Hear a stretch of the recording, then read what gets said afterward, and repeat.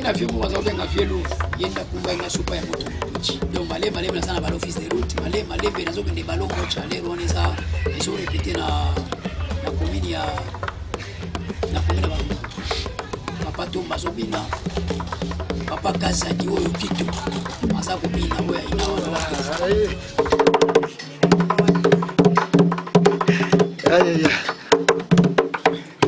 Il y avait un groupe qui s'appelait le Banodéon et ce groupe répétait à côté de chez moi.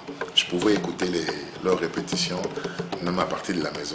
Donc ils faisaient du tambour et des chants. Donc c'est comme ça que j'ai été dedans depuis mon enfance.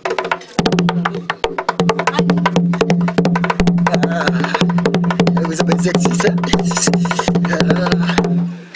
So musoto benga mweza sebola omoni dans sebo kene matanga ya moninga bolela moninga bobeta bola alinga na obina tedi so ebora matanga te miliri mbonde beti et pesi le sentiment ou alors obina te makoti na pisa senini abido za lokola eloko mo bezo toucher la tanzo to kwa sebola donc on kota obina kono kota kaka. On prenait les boîtes de conserve et puis on y mettait dessus comme membrane des sachets. Je ne sais pas si vous connaissez, mon sac, il y a un sachet à sucre, plus lourd, comment c'est dur là. On mettait ça, c'est vraiment sur ça qu'on a commencé. Et après, on a remplacé ça par les caoutchoucs qu'on utilise pour les chambres à air, pour des pneus. Oui, bon, désolé.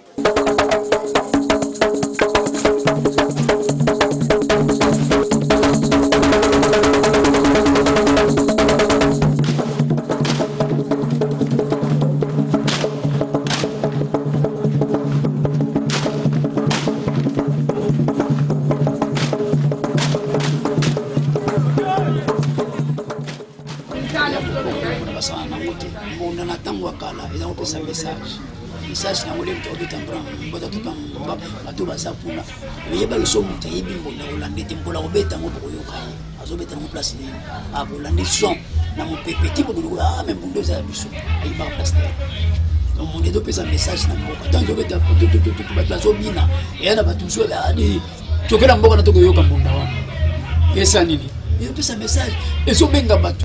Non, faire passer le message, c'est dans nos traditions normalement. Dans nos traditions, lorsqu'on faisait passer un message, on pouvait communiquer avec un goma, on peut communiquer avec un locolé, on peut communiquer avec un toutou. Ce sont des instruments qui étaient utilisés aussi pour faire passer des messages, quoi. Bon, maintenant, le goma c'est un instrument de musique qui est utilisé pour faire de la musique. Donc je fais de la musique avec le goma, je fais de la musique avec un djembé, je fais de la musique avec un conga. Donc c'est un instrument de musique. Et ça, instrument musical. Mais tant que l'obi, la tango et la kala, c'est un instrument où il va donc passer un message. Et le monde n'a pas caractère. Et le monde n'a pas caractère. Soit l'obi que non, ah, n'a pas un message dans le monde. Bah, il faut passer un message dans le monde. N'a pas un message. C'est là, bah, peut-être que je suis tombé là. Mbonda Ngaina Mbonda Jimmy le responsable à Sangobonda Azana Mbonda toujours mettre ta question-réponse et puis public il faut comprendre il y a lobby boy manazong ici il y a lobby boy manazong ici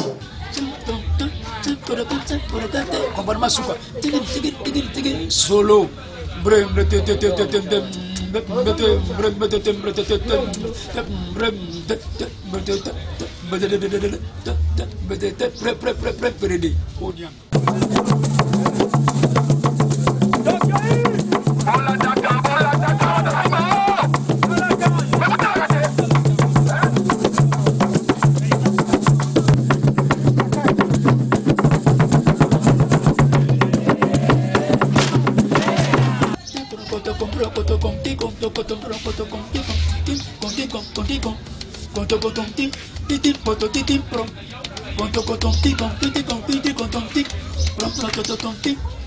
qui peut nous donner le biboya, battre la coffee.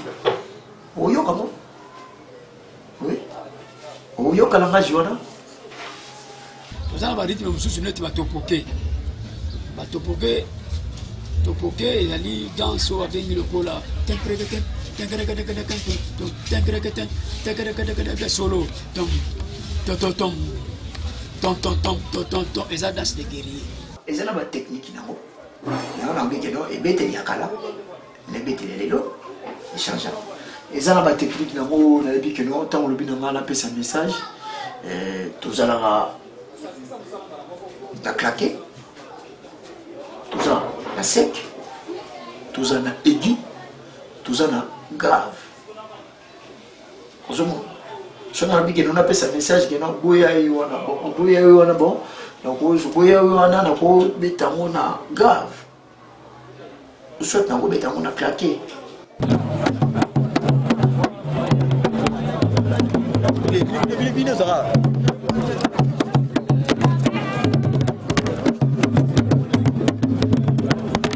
À part la communication entre les hommes, il y avait aussi un moyen de communiquer avec les esprits.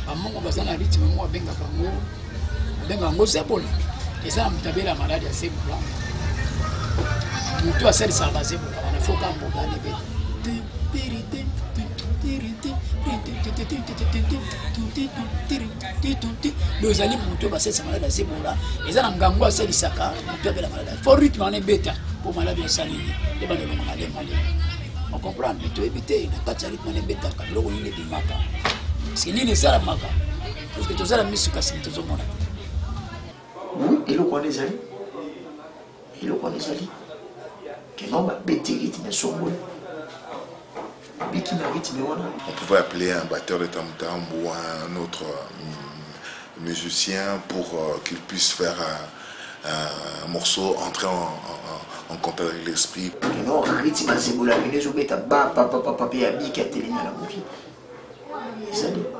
C'était plus un instrument de communication entre les hommes et entre les esprits. Mais le monde a évolué, on n'utilise plus ça comme instrument de communication. Donc aujourd'hui on a des téléphones. Avant on avait des téléphones comme ça, il fallait tourner.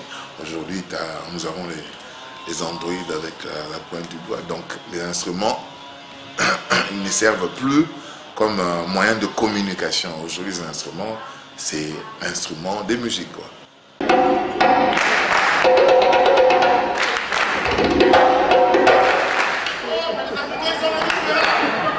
Ça va pas là? Attendez, je compte, il y a 2, 3, 4, 5, 6, 7, à peu près une dizaine de Mindélé. Les autres, ce sont les Africains. Vous avez les rythmes là? Hein? Ça va pas alors, les Africains, vous n'allez pas jouer justement avec les Mindélé parce qu'ils battent mieux que vous là. Alors, on y va! 1, 2, 3.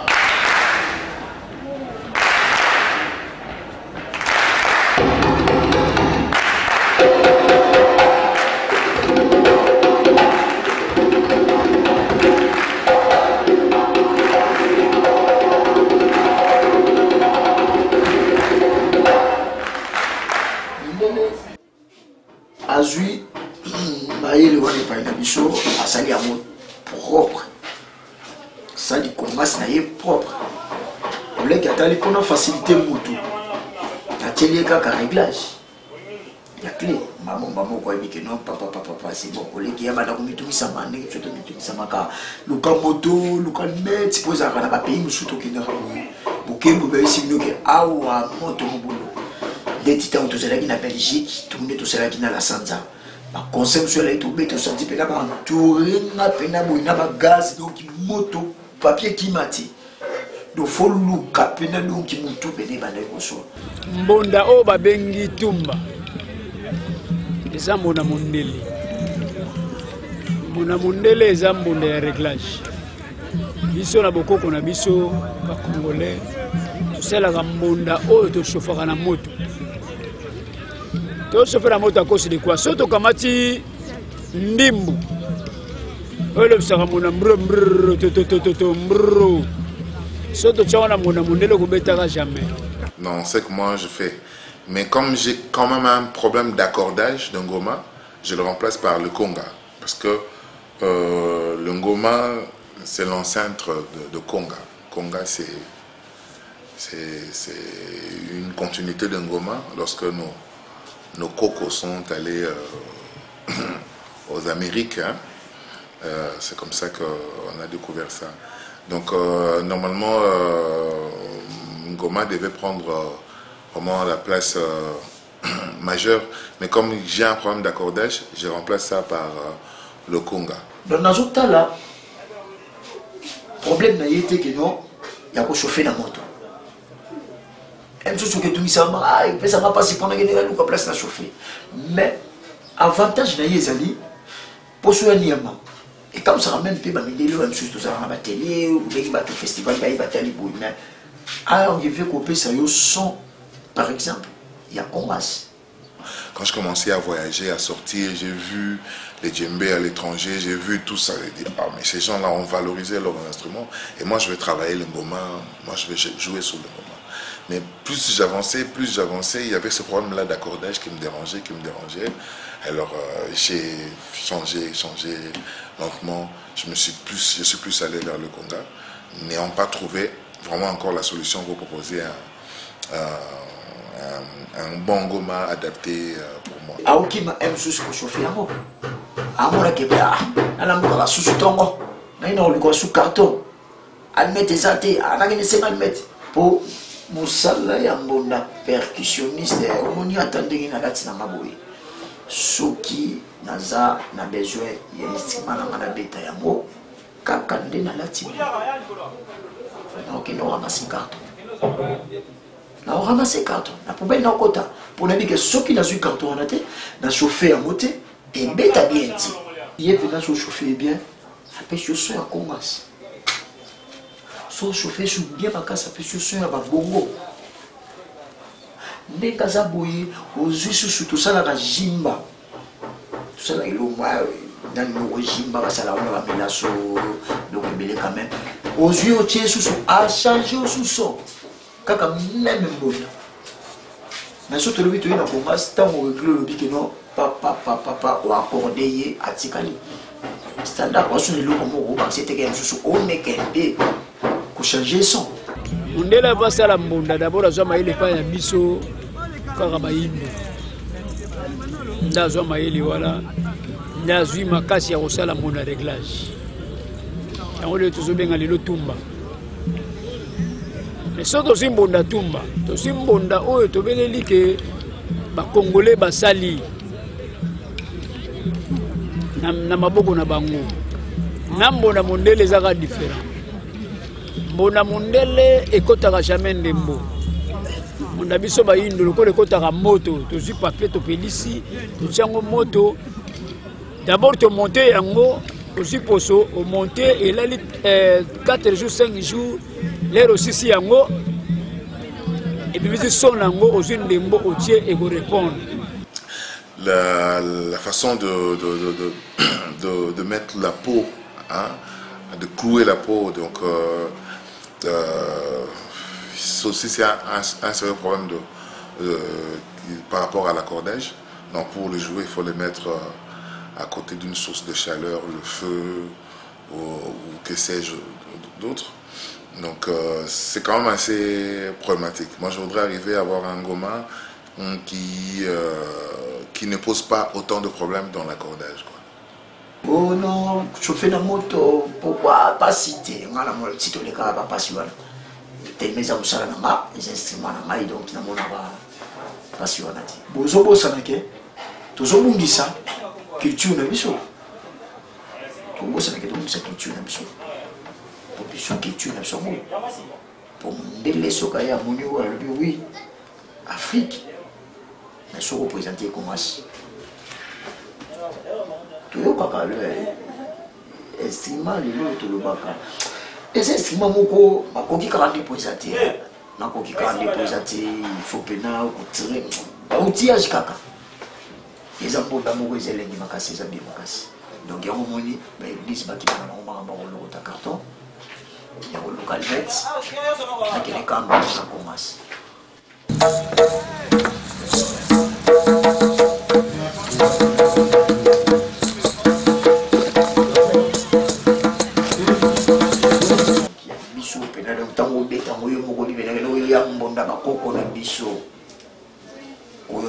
Inspiration. Alors là, il y a un tango, vous allez emporter au Kota, le Katia. C'est vrai que les tambours qui sont faits au village, c'est quand même d'une autre qualité, d'une qualité meilleure que ce que généralement on fait ici. Ici, il y a des gens qui le font, et il y en a qui le font bien, mais il y en a très peu qui le font bien. Beaucoup le font pour touristes. Les tambours qu'on voit souvent à Njili là-bas, et que c'est souvent dans les églises ou dans, je sais pas, dans quelques circonstances, où quelques personnes utilisent ça comme un ornement à la maison.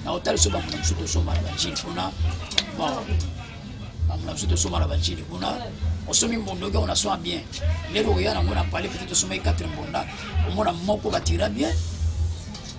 Moko batira bien, Moussou batira bien, Moussou batira bien. À cause de quoi? Dès que batira bien.